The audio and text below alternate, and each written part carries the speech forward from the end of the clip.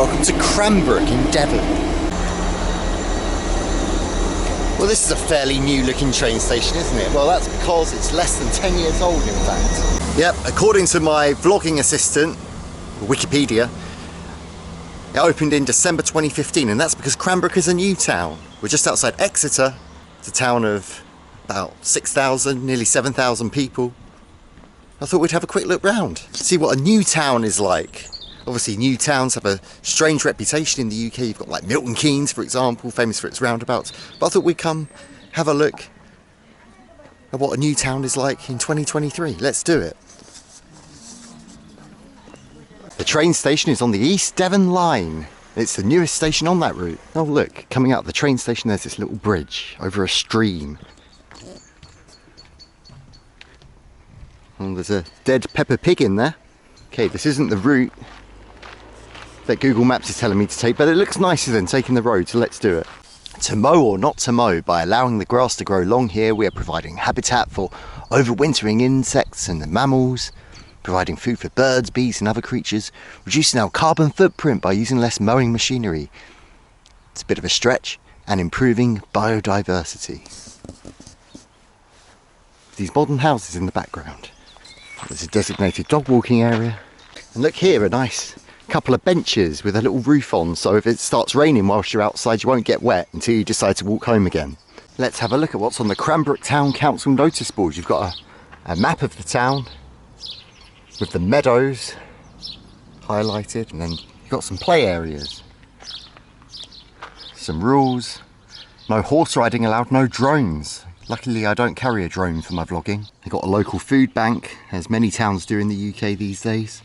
Some information about the local flowers. The common daisy is noted on there. Information about the spring fair. And a neighbourhood watch notice about dog theft. Wow, dog theft in rural Devon. Who would have thought it? This sunny Sunday in May I can smell barbecues in the air. Very suburban. We've got the back of some kind of NHS facility here, National Health Service. It's Cranbrook Medical Practice. So at least the local residents don't need to go into nearby Pinho or Exeter. And as we come around the corner there are more shops. There's a Wok Express, cafe, closed of course, late in the afternoon. And an estate agents. Let's have a look at what you can buy in Cranbrook. A modern kind of townhouse, just under £300,000, a lot cheaper than in Guernsey. Got this big house in nearby Wimple. Okay, so this is the most expensive one I've seen, and look at that. Just over £500,000. Brand new Cavanna home. All the mod cons inside, look. 4 bedrooms, exempt from council tax apparently as well, but, well, quite pricey I would say for this part of the country, so far from London and big cities. The local playing area.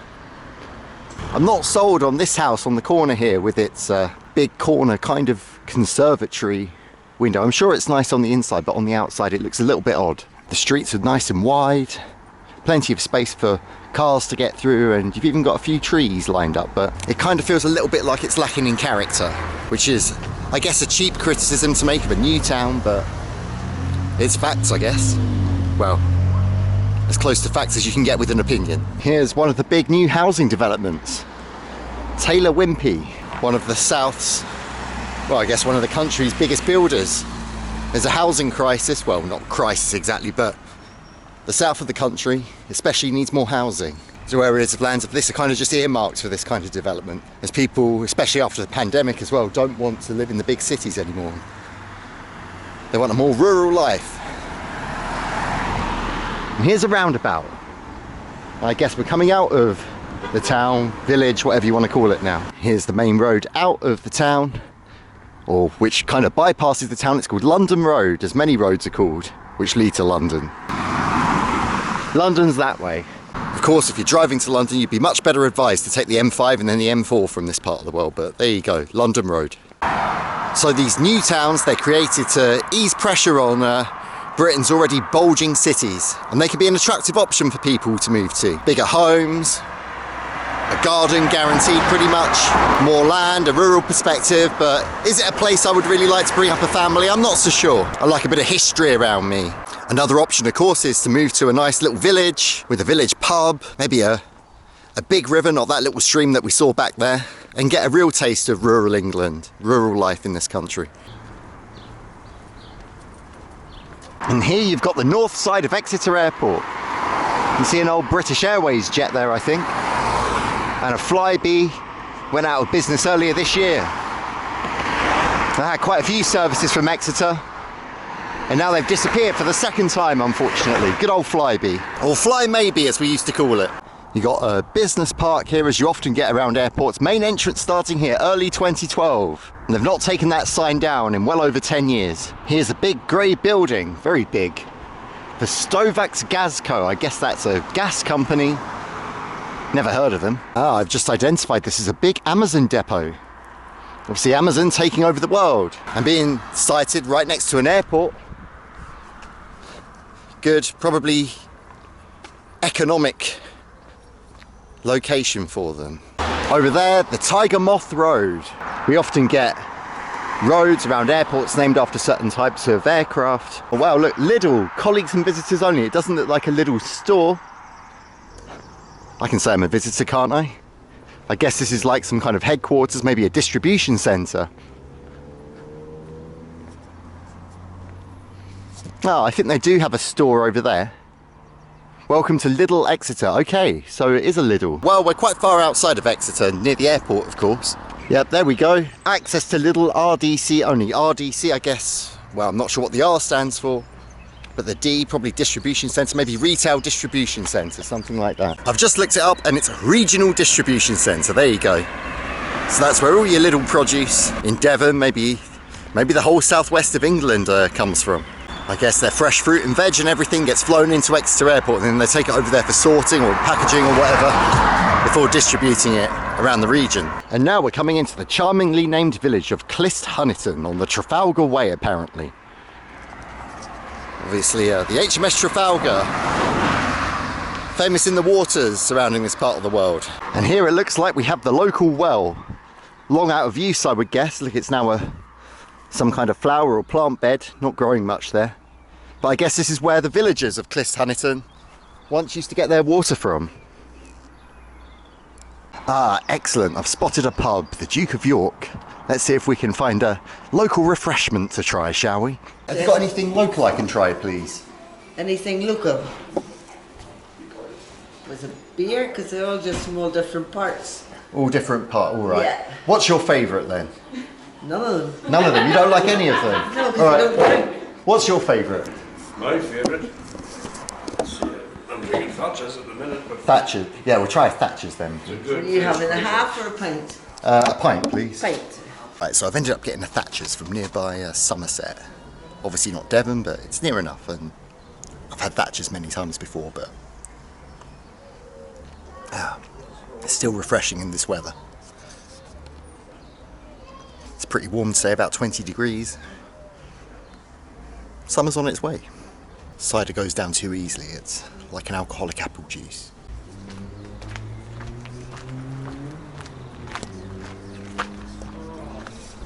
£3.90 a pint, not bad, a lot cheaper than in Guernsey.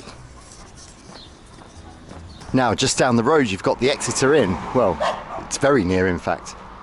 About a minute walk. Let's see if we have more luck finding something local here. Well, just my luck, it seems like it's closed. Oh dear. Oh, Exeter Inn, you had so much promise with your sign about delicious home-cooked food served all day, which would go down really well right now. I guess I'll have to go get a meal somewhere else. Traffic jam in Clisthuniton. Wow, look at this old red brick church. You know, I'm not a man of religion, but that's a beauty, look at that. And just over the road, the old school. Looks like one of those schools with about 20 pupils. In fact, I don't think it's a school anymore. It looks like it's got a few businesses in there. You know, payroll solutions. And then a little bit out of place, next to the church, you've got this big modern house. And the parish field. I guess this was an old road that led into Clisthuniton, which has now been closed off to stop through traffic, disturbing the peaceful village life.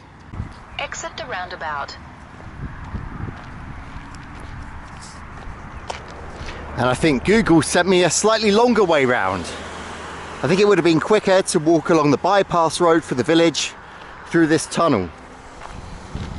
But it was nice to stop off in the village and attempt to try a local refreshment. That's what we do on this channel. And so now we're walking up to Exeter Airport. Here's the A30 over here, big busy road.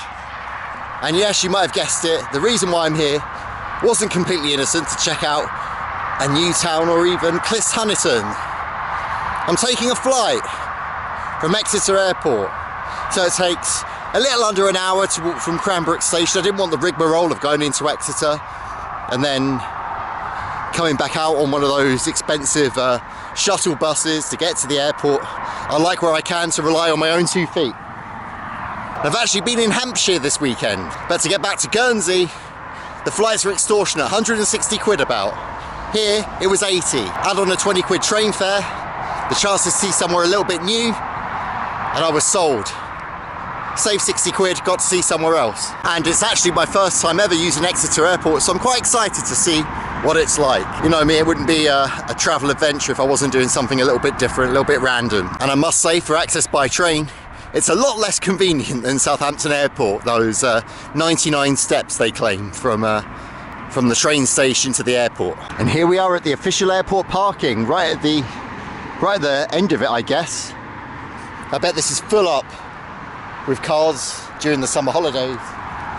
But apparently it's a 12-minute walk to the terminal from here, so easily doable if you're like me and you're travelling light. This looks like a filter in Guernsey. In the UK it means don't stop in this area. In Guernsey it means look all the way around you, even if you're only going in a straight line, because people might want to turn in on you. Now, do you remember the hire cars that I saw in Alderney Airport? Well, this car has definitely seen better days, and I doubt this accident happened here in Exeter Airport car park. Just over there, hopefully you can see it, it's a West Atlantic plane, and these are the planes which do the mail flights to Guernsey. So that's how our letters, parcels, all of that kind of stuff arrives in Guernsey. I wonder if they come from here in Exeter. Yeah, look, there it is.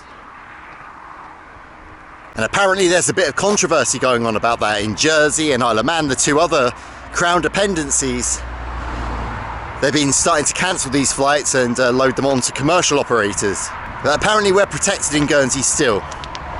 Let's hope we still have a reliable and integrated with the UK mail service in Guernsey for years to come. Exeter Airport car park isn't the most comfortable car park to walk around. You get all these stones from the parking spaces come out into the main road, so wear comfortable shoes if you're doing what I'm doing. I wouldn't want to rent this car, looks like it's got a flat tyre. This Budget, and it reminds me of a time when I rented a car in Iceland from Budget. And Budget, if you don't know, well, it's in the title, isn't it? They're a budget car rental agency. The cars have a lot more miles on, typically rental cars. They're brand new, but these aren't. And I was out in the middle of Iceland and got stuck, and they had to come and find me after the clutch gave way and give me a new car. Wasted a few hours of the holiday. Turn left. So sometimes what looks like a money-saving option can be a false economy.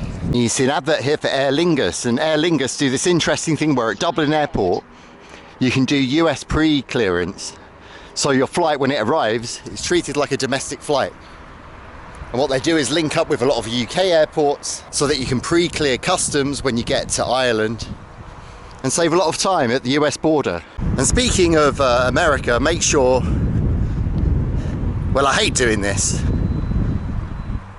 but what do the other YouTubers say? Make sure you subscribe and like and hit the bell and all of that stuff so you can see what I got up to on my recent trip to the States. I've not had a lot of time for editing recently, what with the day job and catching up on things after my America trip. And here it is, Exeter Airport, the terminal. Hopefully they've got somewhere for me to get food. Airports rarely miss an opportunity to make a load of money out of you on food. And, well, maybe I should have stopped off at that co-op back there, but I'd rather have a hearty meal while I'm still on English soil before I head back to Guernsey. I guess not many airports have a table tennis table outside their terminal. How cool. Oh, this is concerning. Where's my flight? Newcastle, Isles of Scilly, Edinburgh. Okay, I hope we are still going this evening. Otherwise, I'm not going to make it to work tomorrow.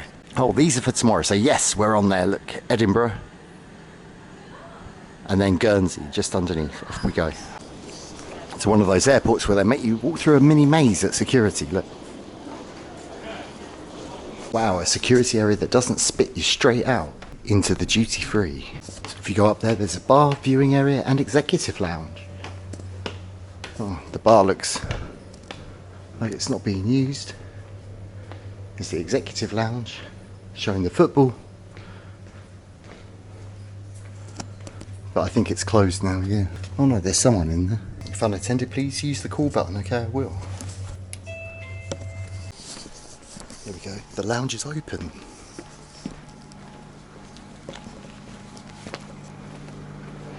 Plenty of snacks and beers. Excellent.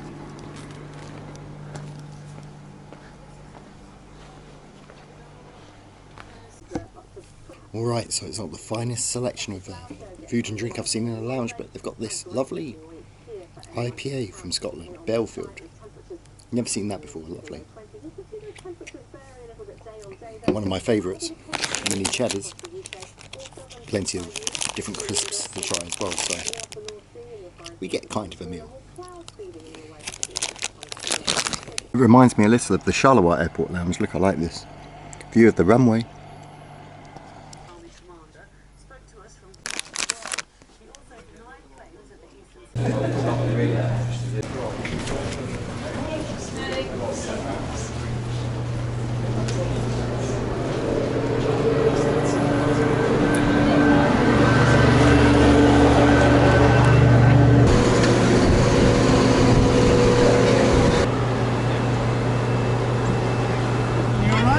That was a very quick trip. Yeah, this is spa weekend. Brilliant.